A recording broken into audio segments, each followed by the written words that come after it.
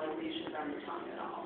Okay, could you make a fake grin? Okay. And I see all his teeth are intact. His gums look healthy and pink, and he's got good dentition. So that's the full mouth assessment. Now we're going to move on down to the neck area. I can tell that his neck is erect, so he's got good muscle ability in his neck muscles. And I'm going to look at the trachea. It's in alignment. All right. It's centered. There's no deviation, right or left. This is the time to do the carotid pulses.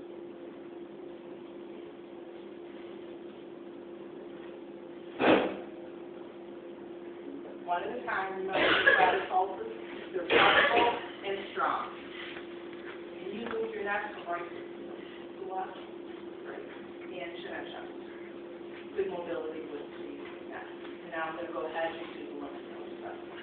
Remember, right in front of you, behind the ear, occipital, all along the jawline.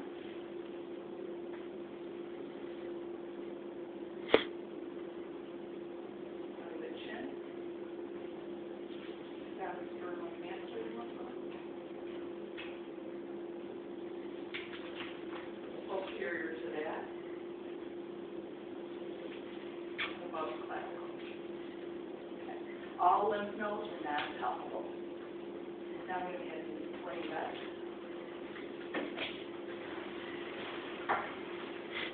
And you're going to do the heart and lungs. You're going to do heart first or lung first. It does not matter. I'm going to just do cardiac assessment first.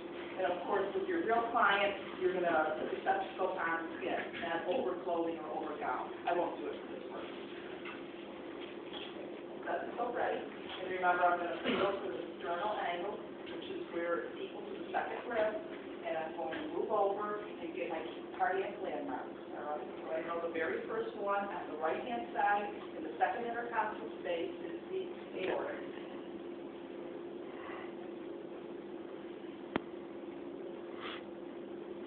Second intercostal space on the left side, pulmonary.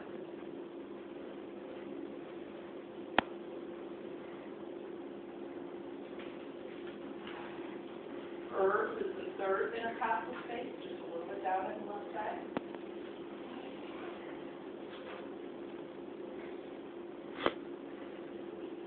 Tricuspid is the fourth to fifth intercostal space on the left side. And mitral, fifth intercostal space, right under the double line.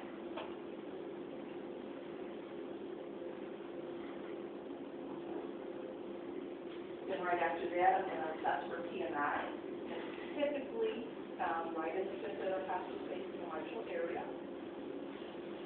And when I'm at the mitral area, I'm also, this is where I'm going to be able to pulse.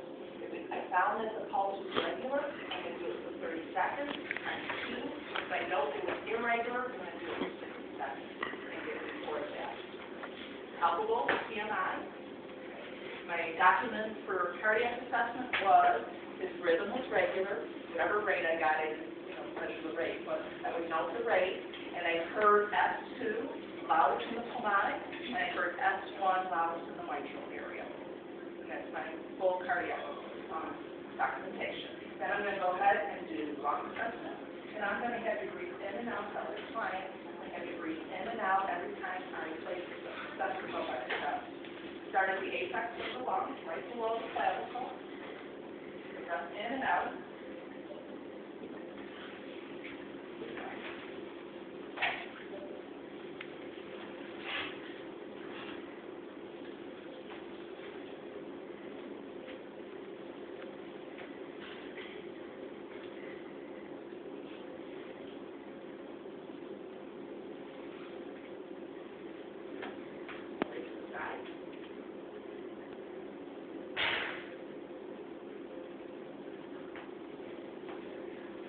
Lung fields were clear. Now, I'm just going to stop at the anterior or wait till you reposition the posterior later on in my exam, so I don't keep moving them around.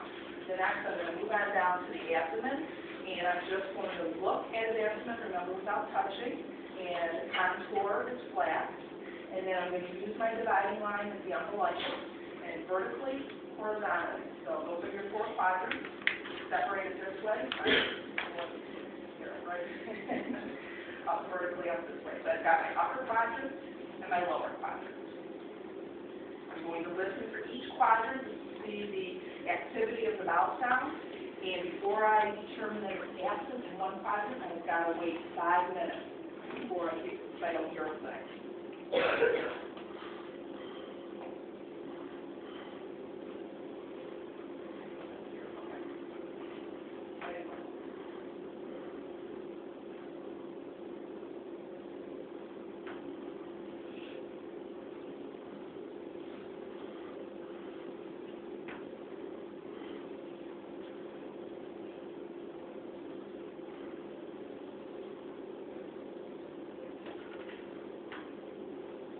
Normal acid vowel sound. And then the last thing, remember, this is the one you have to listen first before you touch. Okay, it's a common mistake in the beginning. Now I'm going to like palpation, let me know if you have any pain. A couple ways of doing it. Hands on top of each other or just one hand, either one's acceptable. Let me know if you have any pain. Okay.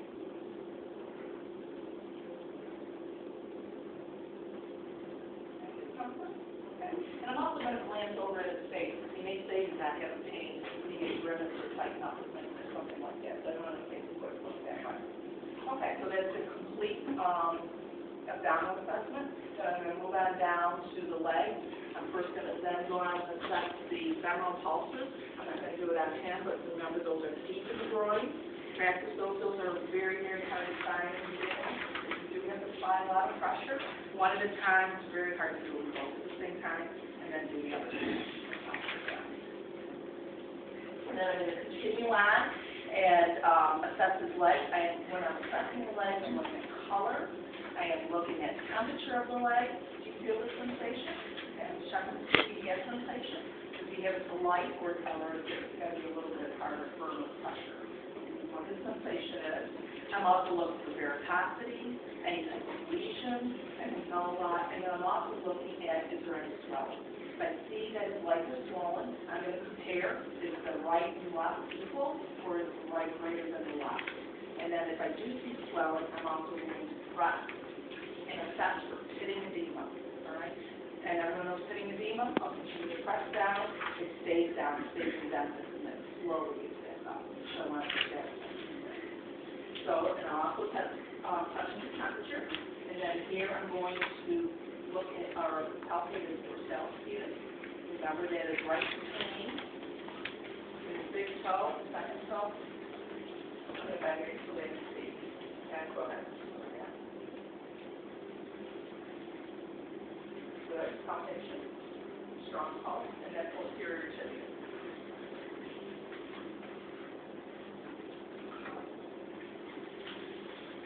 While assessing his feet, you want to do a very good foot assessment, especially with your diabetic and elderly client, making sure that skin is intact. You're looking at the condition of the toenail.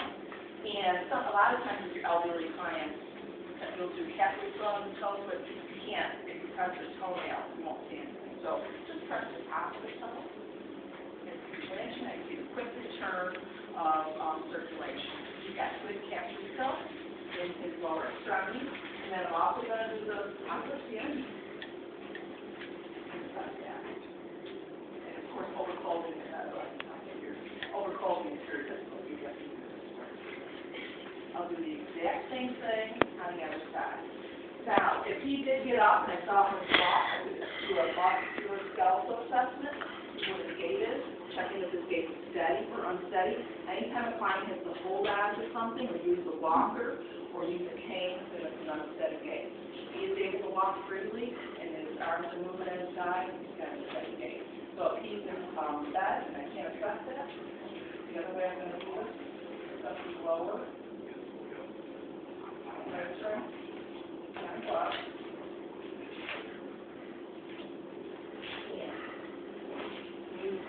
Push against my, here, get this side. Yeah, there you go. Push against my hand. Okay. And then resist. Very good. You've got great strength in the lower extremity, and I'm assessing it bilaterally. It's equal on the left and right side. Take off my glove, and then you strength equals bilateral. So I'm going to start thinking of this. I have a question. Why would you put gloves on to test his strength if you didn't put gloves on when you were checking his pulse? It's the top of the foot, and he's got shoes on and everything, so the top of the feet. That's all. Yeah. All right, and then I'm going to assess skin triggers. I kind of do this at the end. Tensing. If I do see tensing, especially on an elderly client, then I'm going to do it mid-sternum and check there to see if I see any kind of tensing there. I'm also going to check cap refill. Down there. Good cap refill. All right, so now I'm going to have you sit up, and I'm going to swing your legs over here. And now you do the posterior assessment. And James, one thing I would do is just face towards the window a little bit so everyone can see your back. For the camera. And first thing I'm going to check is the alignment of your spine. See that it's straight. I don't see any type of kyphosis or lordosis. So you've got a straight spine, no abnormality. And I'm looking again, anterior, when I was doing the thorax assessment, I was looking for the sloping of the lungs, or the sloping of the rib cage to make sure that the thorax is a normal shape, and I was also looking at the costal angle. This is a great time to do the thoracic expansion. You take a nice deep breath in, and back out. Great. They move and expand equally and symmetrically. So it gets symmetrical. And I'm going to listen to posterior lung sound. And again, I'm going to have you take a breath every time I play that stethoscope back. Remember, the scapula, you got to mark where that is. You want to move around there because you can't hear most sounds like that.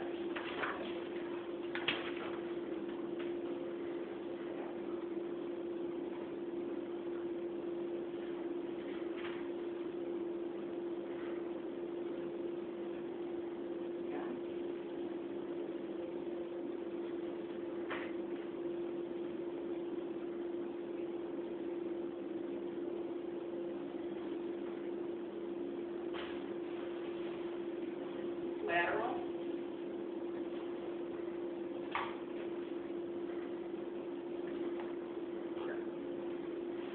All lung fields posterior are clear. Very good. And then what I'd like to do now while I'm sitting up and I'm in the back, stool, I'm going to do my whisper test. I'm going to whisper 2 syllable words and see if you can repeat that. Yeah, okay. And then I'm going to go to the other side. Very good. You ask the whisper test. All right. So I'm just going to then,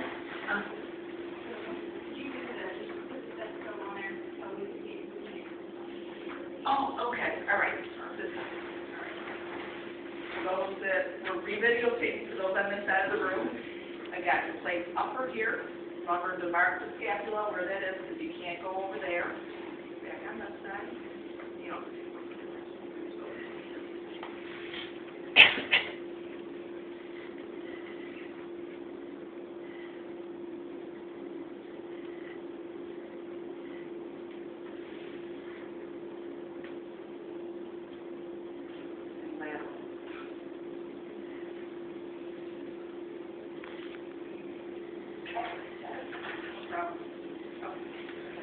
And then just answering all these questions. The time is after the appropriate GQ questions.